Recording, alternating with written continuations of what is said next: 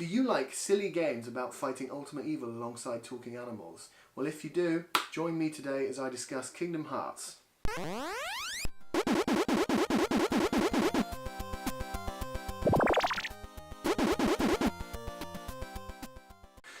Hello and welcome to the inaugural episode of The Patient Gamer, my new show where I dig up old games, brush them off and see if I've got anything worth talking about.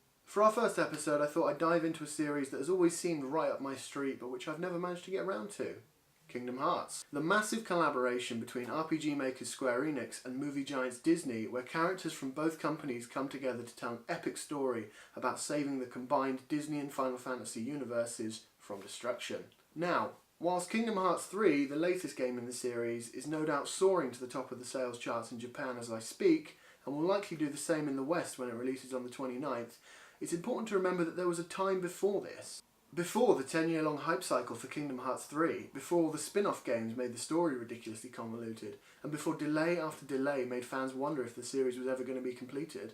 Before all that, Kingdom Hearts was a collaborative effort between two companies trying to synergize their two most successful brands, and boy did it work. So, without further ado, let's go back to the beginning and see where all of this started.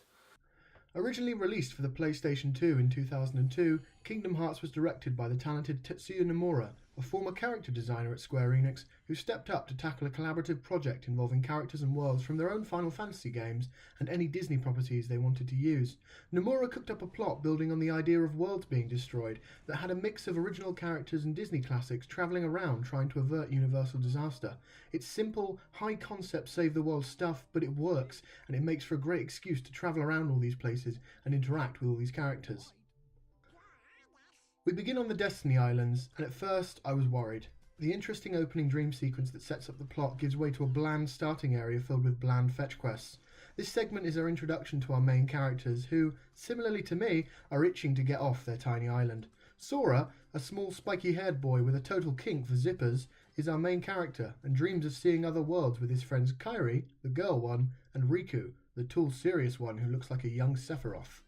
Their raft-building shenanigans are intercut with cutscenes of Donald and Goofy discovering King Mickey's disappearance and setting off to find him. This section is slow, but it does set the light-hearted tone well, and the Disney characters are always good for a laugh. Soon enough, the trio's world gets swept away by the encroaching darkness, and Sora wakes up in Traverse Town, the crossroads between the worlds, meets up with Donald and Goofy, and sets off to find his friends and stop the darkness. The training wheels don't really come off until you reach this point, where Sora gets the plot explained to him, and you start as you mean to go on by clearing the world of the Heartless, the minions of the bad guys. This was also the point where I realised I had accidentally boned myself. Let me explain. In that opening dream sequence I mentioned earlier, you're asked to pick a playstyle for Sora to specialise in, and I decided, basically on a whim, to go for a magic focus. There's then a weird bit in the first area where some characters ask you a bunch of personality questions like, would you rather eat a cake now or later? Choosing a playstyle determines your initial stats, and these weird questions determine how quickly your character levels up. None of this is explained, but it became obvious to me that I had chosen poorly. It started when enemies were killing me in 3 hits, and since the useful dodge roll moves and magical attacks that the build I'd picked specialised in aren't given to you until after you team up with Dober and Gooby, I was weak, outmatched and alone against the vicious hordes. These first few hours were painful, and the first real boss, where I didn't have access to any magic, kicked my ass quite a few times. Now, this might sound like a bad thing, and whilst it was frustrating, the fragility of Sora, coupled with the hack-and-slash combat whilst running around giant bosses capable of flattening me in a few hits, began to remind me of something. Dietrich and Goebbels were no help, usually running out of health early on, leaving me to kite the bosses around the stage whilst I tried to learn their attack patterns. What probably also didn't help is that I was playing on the highest difficulty, and it was brutal. Since I am a hardcore manly man gamer, I obviously picked the highest difficulty when given the choice, knowing I'd be able to handle this cutesy children's game. I mean, look at it, it's full of Bigfoot characters running around using the power of friendship to defeat the darkness. How hard could it be? It turns out, playing Kingdom Hearts on the highest difficulty exposes a challenging and strategic action RPG. I expected a cutesy hack-and-slash game with some light platforming through Disney worlds.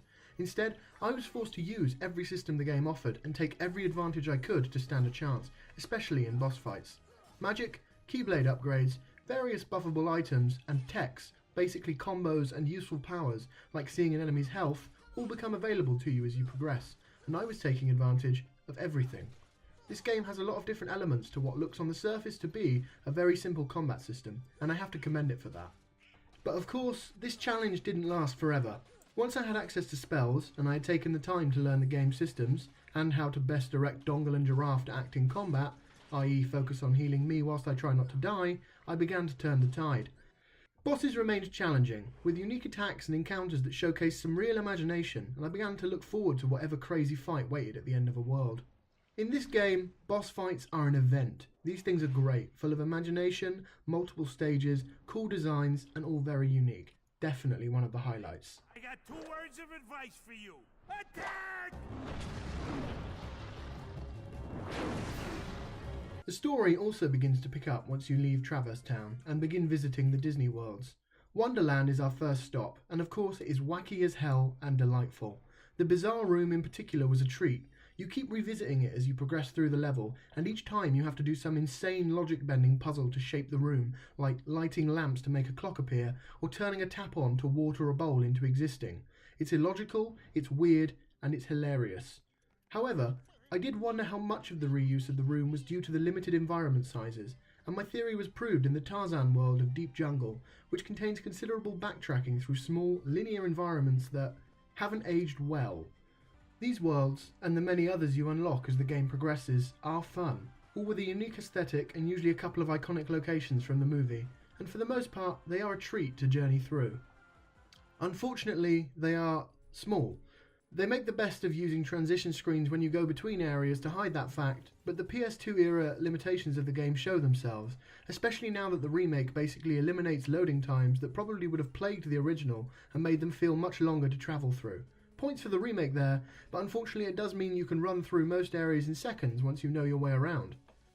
The upside of these small environments is that worlds speed by quite quickly. The gang drop in, introduce themselves, meet the protagonist of the movie the world is based off, and basically get the story highlights whilst chasing down the bad guys and foiling the darkness. In between, we see cutscenes of the various villains making their plans, headed up by Maleficent, who is creepy and gets some great lines. In fact, all the villains are great, with memorable vocal performances that really bring their characters across. This brings me nicely onto sound design and voice acting. The music is all very thematic, and each world gets its own theme suited more to the style of the film it's based on. These range from bubbly, happy melodies in Traverse Town, to a more fast-paced drumbeat in Deep Jungle, to the horns and pipes of Agrabah from Aladdin. It's all very authentic, and it really helps sell these worlds as belonging in the Disney universe. What also helps is the talented voice work. Where they could, the developers got the original actors back, but if they couldn't, often the voice actors from many of the animated sequels or TV shows reprise their roles in various ways, and nobody lets the side down. The genie's voice in particular was almost a dead ringer for the late Robin Williams, and it was great to see one of his best performances channeled here so well. Graphics, on the other hand, are a more mixed bag. The HD remake did spruce things up a bit, and some characters, notably the main trio of salad, Doritos and guacamole, look great. Unfortunately, some textures don't seem to have made the jump very well, and in some cutscenes textures were quite pixelated or flat, seemingly at random. Sometimes in cutscenes characters look surprisingly low res. Perhaps it's a quirk of so many different art styles interacting at once, or maybe it's due to the game engine loading in textures slowly, but it's a shame to see in such a visually diverse game. Maleficent, for example, looks almost as if she has just walked out of the 1950s movie, and since the hand-drawn animation back then was much simpler, that's not surprising. She exudes menace and is, incidentally, a great villain. When on screen together with, for example, Hades from Hercules, though, the clash of art styles just looks kind of weird. I suppose you can always expect this when you bring characters from this many franchises and movies together, and whilst at first I thought it was hilarious seeing the realistically proportioned Final Fantasy characters alongside a walking duck and dog, you get used to it surprisingly quickly. Kingdom Hearts just has this wacky quality that makes you forgive the massive leaps it's taking. The game wants you to sit back, suspend your disbelief, and nod appreciatively as the hero's journey through all the movies you remember from your childhood. The inherent silliness of its premise is what gives this game much of its charm. It's so earnest in its ridiculousness that whilst it is fun at first to laugh at the silly game with more spiky hairdos than an emo band from the 90s, once I started playing I stopped finding excuses to take the piss. I stopped laughing at the game and started laughing with it, because here's the thing, Kingdom Hearts knows how silly it is, and it makes it part of the appeal, and in doing so it manages to ride the line between serious story themes of betrayal, loss and growing up, and wacky Disney comedy with talking animals surprisingly well. So, to sum up, Kingdom Hearts is good. It's good. It's certainly got a fun story, but the small environments that have been preserved in the HD remake often feel claustrophobic and sparse. The combat and systems and gameplay are all very engaging, and the scenery-chewing boss fights really are a treat. Especially on the hardest difficulty though, the game never really lets you put your guard down, and if you're into that, then great. It hasn't held up as well as I thought it would, but that is kind of what we do here on The Patient Gamer. We take a look at older games, and we see whether they're still worth playing, and Kingdom Hearts 1 is worth playing, totally. I'd recommend an easier difficulty if you just want to go through and see the story, but if you want a fun, varied and imaginative action RPG that contains some good challenge in parts, crank that difficulty up and enjoy. Either way, I think you'll have a good time, and I know I'll be playing the rest of the series at some point, because there's serious video sequel potential here. So that was Kingdom Hearts 1, guys. Let me know down below if you've played it, and what you thought of it if you have. Let me know if you've got any suggestions for series or games that you think The Patient Gamer should tackle. I'm always on the lookout for more recommendations, and I hope you enjoyed. I'm starting something new here, and I hope you're along for the ride. I think it's going to be fun. Next week will be a non-gaming related video where I break down what I want to do with the channel and maybe throw in some other fun stuff. But don't worry, we'll be back on Patient Gaming the week after that with a look at the first instalment in one of my favourite series. So look out for that. Don't forget to like, comment and subscribe. I really hope you've enjoyed it, and see you next Friday. Cheers.